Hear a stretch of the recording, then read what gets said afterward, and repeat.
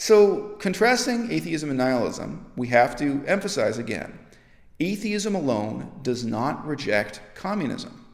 Atheism alone does not reject, for example, the belief that you could meet and speak to the ghost of your deceased grandfather. Atheism alone does not reject transcendental meditation, reincarnation, or junk science claims about health and diet, such as the 100% meat diet. So atheism is a very specific and narrow rejection of one type of belief. It's easiest to imagine with a foreign, repressive, faraway culture like Saudi Arabia, that living in a state of rebellion against the ideological underpinnings of your society, living in a state where you refuse to believe in the justifications for your society, not just religious, but underpinning the economic system, so on and so forth, that could be a really positive, liberating, motivating thing in your life, where you feel driven to do something better than play out the role you were born into. You feel motivated to rise above the conventions of the society you're in, to move beyond the constraints of the beliefs that define the culture that to you is most familiar. As I say, maybe you would move beyond the constraints of any culture or every culture. The misconceptions about nihilism are strangely parallel to a pious Christian's misconceptions about atheism. And yet, hilariously, the people who are most staunch in their critique of nihilism are themselves most often atheists. Arthur is not a nihilist because he rejects the epistemological axioms of society. No, he's a nihilist because society has rejected him.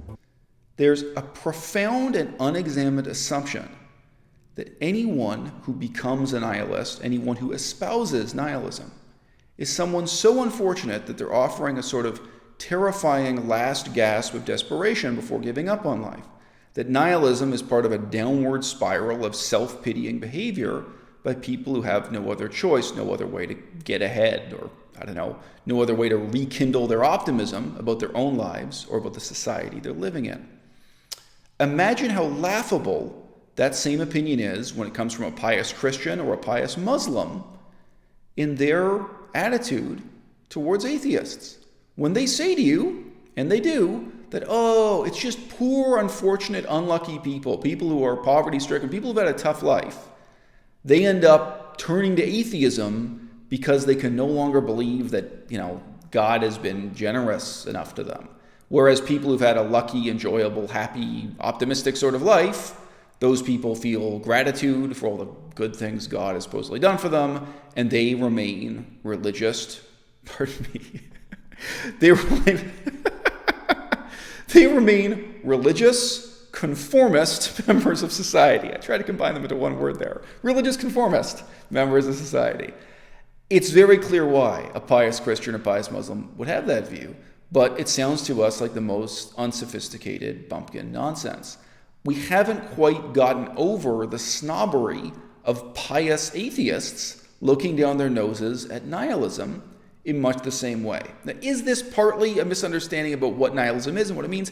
Yeah, but it doesn't take much of a thought experiment to put yourself in a position where you could recognize nihilism being an uplifting, positive, motivating factor of a person's life, where it could be something joyous, could be something that sparks a sort of sense of rebellion in them, a rebellion against a society they despise, a rebellion against a social role they've been born into, where they say, no, I'm not going to believe in any of the things underpinning the status quo in this society. I'm not going to be a conformist. I'm not going to play this role. I'm not merely going to reject the belief in the God that this society respects. I'm going to reject the belief in the economic system, the social system, the hierarchy, the mode of political organization. I don't believe in any of it anymore. So someone who is an atheist in Saudi Arabia loses faith in God, but by definition in God only. Wouldn't you regard it as a tremendously powerful thing if someone in Saudi Arabia instead got interested in nihilism? They stop believing in God. They also stop believing in the monarchy. They stop believing in aristocracy. They stop believing in all of the excuses and glorifications and propaganda that makes their country's social order seem to make sense to its members or its participants. Wouldn't you regard nihilism as something liberating and positive for someone raised as a true believing communist? For example, right now in communist China, But then at one point, they challenge the beliefs their parents have given them. They challenge the assumptions they were born into. They stop believing, not in God, because communism is an atheist system. They stop believing in the underpinnings of that worldview, of that social system, of that history, and of the excuses for particular massacres, the rationalizations, and so on and so forth. It's very significant that still to this day, the Communist Party of China describes its enemies as historical nihilists. That's a tradition that dates back to 1917 in Russia. In Russia, the nihilists were a formally organized political party of some historical significance, and they were ultimately hunted down and killed by the communists, which is very sad. In any case, the Russian nihilists are one very interesting, flashpoint in the history of nihilism to be examined. But the idea that communism defines itself in terms of a set of beliefs that must struggle against nihilism, that has endured long beyond 1917 in Russia, and it still goes on today in China. In order to be a good member of Chinese society, you must believe in history. You must believe in the propaganda about history presented by the Communist Party. And the people who reject that teaching, the people who do not believe, they're the enemies of the party who are called historical nihilists. I consider myself an historical nihilist. I grew up with two parents who were both true believing communists. And I had to reject, I had to outgrow the religion of my family. And that involved a rejection of communism, not rejecting a faith in God, but rejecting faith in many other things, including rejecting a faith in different economic abstractions, different beliefs about economics that help to define the communist worldview. So coming to the definition of nihilism as rapidly as possible, we can do it through a contrast of atheism versus nihilism. So here's slide 1. Atheism can be approximately summed up with the phrase, quote, "I do not believe in God," close quote.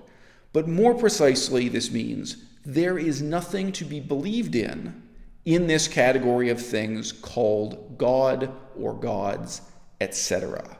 Now, why is that clarification meaningful or useful? We'll make the comparison to someone who refuses to use fluoride toothpaste because they find the scientific argument for its advantages unconvincing. They could be accurately described as stating, quote, "I do not believe in fluoride," right? So their position is not that there was no such thing as fluoride to be believed in. They just specifically do not believe in the scientific rationale for using fluoride. And yeah, as the photographs show here on screen, there are significant numbers of people who have that belief or have that lack of belief. So contrasting atheism and nihilism, we have to emphasize again, atheism alone does not reject communism. Atheism alone does not reject, for example, the belief that you could meet and speak to the ghost of your deceased grandfather. Atheism alone does not reject transcendental meditation, reincarnation, or junk science claims about health and diet, such as the 100% meat diet. So atheism is a very specific and narrow rejection of one type of belief. So whereas the atheists say there are no gods to be believed in, nihilists say there is nothing to be believed in. And we can narrow down this category of nothing just a little bit. There is not anything in the category of things that this society presents as ought to be believed in, or perhaps there's nothing in the category that any society could ever present as ought to be believed in. I wouldn't believe in any of it. By way of illustration here, it's easy to tell yourself, if I had lived in Nazi Germany, I wouldn't have believed in any of that stuff. Although the quality of the scientific and political arguments presented by Adolf Hitler were abysmally poor, the human tendency to believe whatever society presents as ought to be believed in is very powerful, even with reference to an extremely poor work of literature like Hitler's Mein Kampf, or most of the major religions' textbooks. Think about living in communist China right now. Think about living in post-genocide Canada right now. I think it is true that nihilism entails that you live in a sort of state of constant rebellion or constant friction with the society that you're living in. However, the extent of that rebellion, the nature of that rebellion, is going to be very different in different social contexts. It's not going to be the same in Canada in 2019 as it would be in Saudi Arabia, communist China, Hong Kong. And it's not going to be the same in these social conditions as it would have been in Russia back in 1917, where really rebellion against the Bolsheviks of any kind was immediately risking your life. It was immediately a life or death struggle with ideological extremists. However, it's really false to presume that this state of rebellion is a negative, self-pitying resignation to your life being miserable and terrible and bad. Poor little me.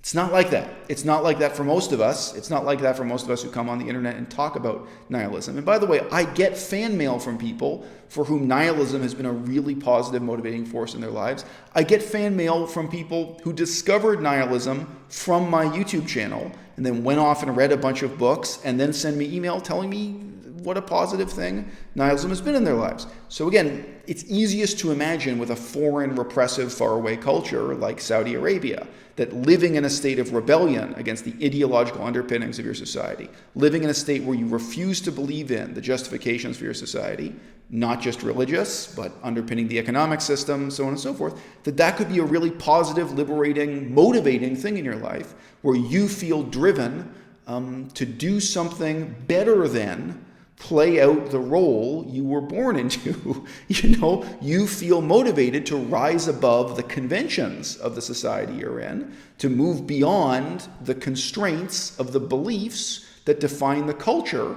that to you is most familiar. As I say, maybe you would move beyond the constraints of any culture or every culture. I don't know. Maybe if you took someone out of Saudi Arabia and they went to live in Switzerland, they would find conditions in Switzerland good enough that they wouldn't feel that same tension. But the tension can be productive and inspirational. So to give one example from my own life, I've said this many times. For me, living in Canada really is morally tantamount to living in a hypothetical Germany where the Nazis won the war, all right? Canada is built on genocide, all right? And I refuse to accept that. I don't believe in any of the excuses or rationales. I don't believe in any of the justifications for that genocide. Now, how did I cope with that tension? Well, I didn't choose to move to a cave in the countryside and isolate myself from society. I respond to it in a somewhat productive, somewhat creative way by trying to learn Korean Ojibwe. At one point, I was actually enrolled in a university, getting a university degree in Korean Ojibwe as languages, and I saw a future for myself in Canada where I was working in language education and research and revitalization efforts to try to prevent those languages from going extinct. So that was ultimately a kind of productive, meaningful response I had. However, I did that believing in nothing, and I did it precisely because I reject the belief system of the British Empire, even the belief system my own parents subscribe to, the kind of ersatz belief system a whole society is based on, where they ultimately have to believe in their own goodness, the goodness of their society and their own lives, notwithstanding the fact that it's built on genocide and that genocide is still continuing and they're still participating in it and they're not doing anything about it or complaining against it. So based on that rejection of beliefs, on a really kind of nihilistic basis, I threw myself into learning Korean Ojibwe with a passion, and I saw a career path where I could do something that's kind of humanitarian and meaningful, reacting against or rebelling against the society I was living in. That's a completely different set of motivations than someone who, for example, someone who believes in the ghosts of their ancestors actually existing, someone who uses hallucinogenic drugs at a powwow in a tent, has visions, and then decides on the basis of a pious adherence to the religion of their ancestors, on the basis of a spiritual experience, who decides on that basis to go to a university and enroll in courses studying Korean Ojibwe. So as you can imagine, when I was a student of these languages, I would have contact with people who had very different belief systems, very different motivations. Obviously, you can also meet people who are communists or far left wingers and want to get involved with indigenous people's politics for those kinds of reasons. So this is my point. It's false. Well, for one thing, people are using a false definition of nihilism, period. For another thing, they're using that false definition because of the prejudicial assumption that nihilism is something sad and self-pitying. It's a desperate gasp for attention. It's a plea from people who've been unfortunate in life, who've been excluded from a society they want to believe in, they want to participate in. They've had their belief in the good things of the society broken, shattered, and if only they could be if only they could have their optimism rekindled to be brought back into this belief system. That puts atheists in precisely the same position as true believing Catholics and true believing Muslims when they say the same thing about atheists. When they say, oh, these poor atheists, they've been unfortunate, they've had their hearts broken, they've been unlucky in life. If only we could rekindle the optimism, the gratitude, the faith to bring them back into conforming with our religious worldview, our religious society. Arthur is not a nihilist because he rejects the epistemological axioms of society.